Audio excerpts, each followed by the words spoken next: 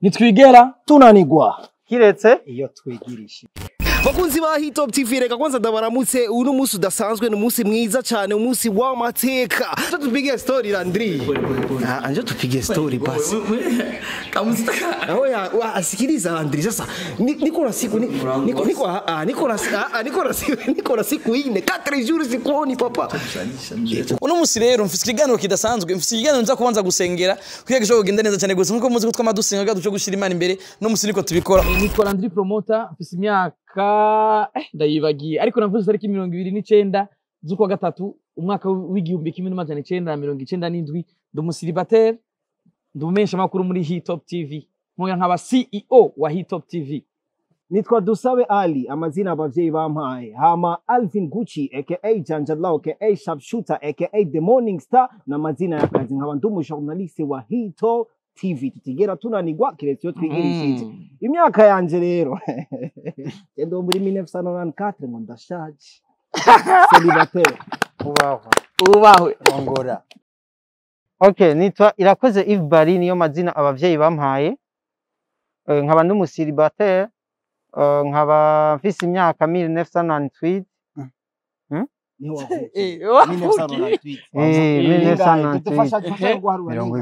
abazi karikire bize okay nkaba hari bindi nkaba ndi umukameraman wa Hitop TV nkongera nkaba directeur general wa Hitop TV myaka 1998 Bigirimana Nartinel, j'ai 24 ans, ndi informaticien technicien wa Hitop TV. Umuvumbuzi gisigura byinshi bivanye n'ivyo usanzwe ushobora gukoresha iryo zina cyangwa gukoresha ako kazi. Kuri jewe umuvumbuzi ndi wa muntu ushobora kuzana ibintu atamuntu umwe abazi ku muntu cyangwa ku kintu. Ushobora gukora umuvumburo ku muririmbyi, ushobora gukora umuvumburo kuyikorera utwiwe ariko ari muri entertainment. Nibaze neza yuko ni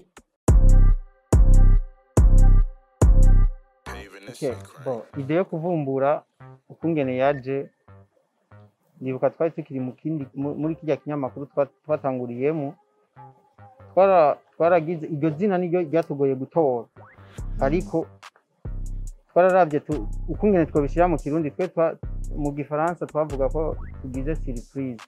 kugira yani twashatse kuzana ikintu kuko hari ama TV online yari yaratanguye ngaha mu gihugu yari karakora ariko rero twe turaba dukora ikintu gitandukanye n'ivyo bobo bariko barakora niko kuzana icyo kintu cyo kugenda utateguje umuririmbyi canke uwundi muntu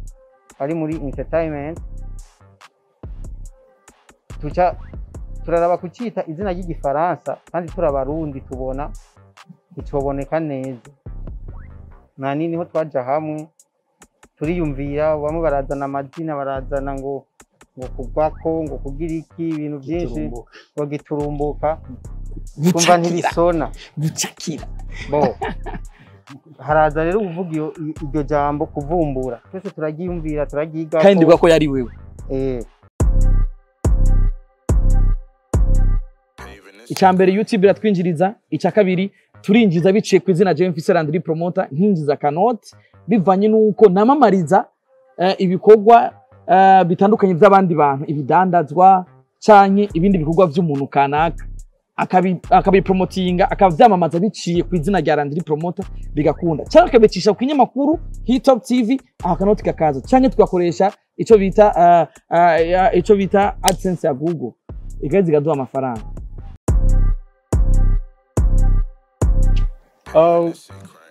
Hitop TV navuga gute navuga kwiyumvira ko gucrea YouTube channel ni bimwe mu bintu navuga ngo twakoze kubera ko tuzi neza ko imbuga ngurukana bumenyi zifise uburyo zishobora gufasha guhemba kwijiza amahera surtout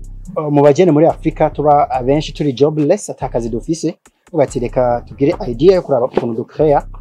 platform zitandukanye.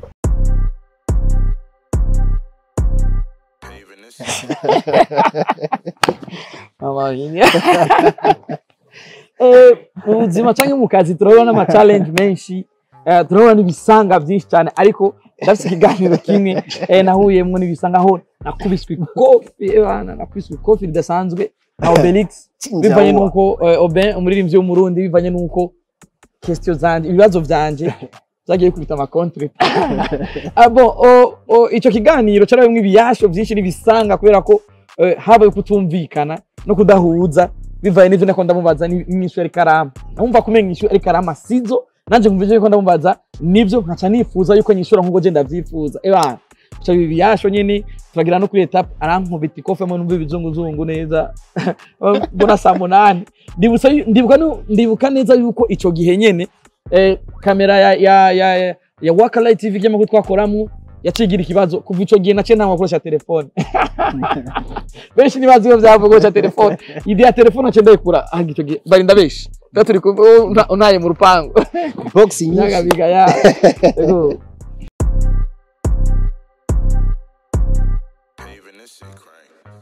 ikintu novuga ko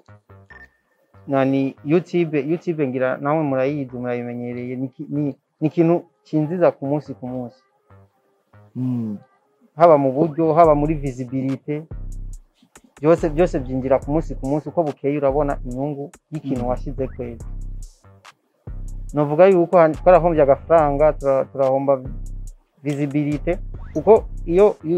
ibintu vya YouTube umaze umunsi umwe gusa udakoze hariho kuri bajya abantu bakumenyeye ko misi yose hari ibintu wamubahereza bahategerezwa kuba nani kugira akantu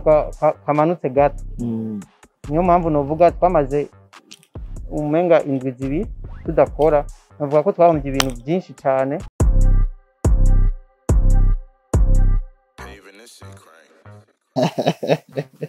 jewe siko ndabibona bivanye nuko jewe nitahura nuko mbayeho sivyo uno mwanya ubona ko twaje turi gikosi gikwiye cha Hitop TV ubwa mbere ariko naboneka ndi jenyine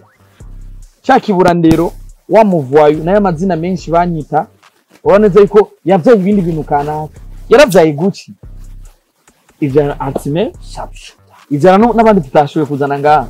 je nibazirinze yuko ataco nici nikimenya naco kurikirana n'ivyigwa naco ukora kuri Radio Colombe FM naco kurikirana ivyigwa kuri Radio Colombe FM ndafise ibintu binyemerera gukora ku kazi kandi ikindi naco bivanye n'uburambe maze muri no mwuga maze kwamenyera byinshi kandi batandukanye YouTube batandukanye kandi ni radio babitandukanye cyane kandi nikimenya n'ikintu ciza kuruta ibindi byose ndi no muri groupe ya journaliste culturel nibaze neza yuko batari kunshiramo batabonye ko nk'ivyo vyangombwa iyo ndi kwisamirizi nkuri kwisamirizi ndakurikiza ivyo akazi mba ndiko ndakora kantegeka iyo ndi kurubuga rwa YouTube ndakurikiza ivyo YouTube ntegeka kubera ko kuri YouTube naho nibikoze bitari ivyo barakugarira channel barakugarira urubuga je nibaze neza yuko kuri jewe niho hantu nkuru bugari kandi nkabandi umutute fise utundi tuntu nkora kandi nkaba nizegwa na benshi kandi bikamfasha gutunga umuryango no kuyitunga sometimes biragorana kwa upload ikiganiro gifise nk'iminota 30 canke isaha icambere na mbere navuga gute twebwe mu Burundi turafise icyo navuga ngo poor internet connection ya nkuko biri hari gihe usanga amakampani yacu avariye ugasanga nkono mwanya irikiterera muri 1 megabyte par seconde cyangwa ugasanga iri muri 30 mega par seconde donc wa mwanya rero kwa kutananiga kwacu twadushaka duhere ibintu abantu ku mwanya nkuko biri kubisanzwe twebwe nta bushobozi turagira ko bwo gukoresha z'iya network za Sebinet cyangwa izindi company so sometimes rero biragorana erega kandi yaze gituma kandi aro n'umuhora dukunze gukoresha uheje kudutugiza ibiciro hari gihe dushaka mutumega akarenji gasanga karagiye FC ibuka naho iyo umucanwa ugiye iyo amatara agiye inakwaka matara kagiye akarenji kana akarenji kagiye amatara kagiye akarenji gaheze ikigano giswa kuya uploading sasa uyu umutekinisiye wacu tara nibwo tuteha kizimya moto giseruka ruka ntwari mu muziki w'u Burundi